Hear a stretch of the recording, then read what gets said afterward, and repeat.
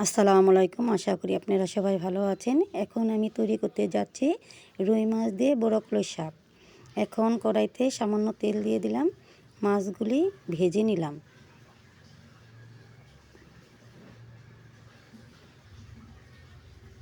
মাছগুলি ভাজা শেষ, এখন উঠিয়ে নিলাম। সামান্য তেল দিয়ে পেঁয়াজ কুচি, মরিচ কুচি দিয়ে দিলাম। আদা বাটা, গোটা মশলা দিয়ে কষিয়ে নিলাম। সামান্য পানি দিয়ে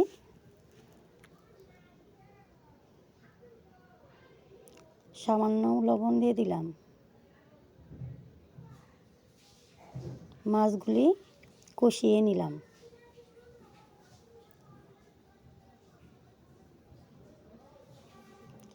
সামান্য পানি দিয়ে দিলাম।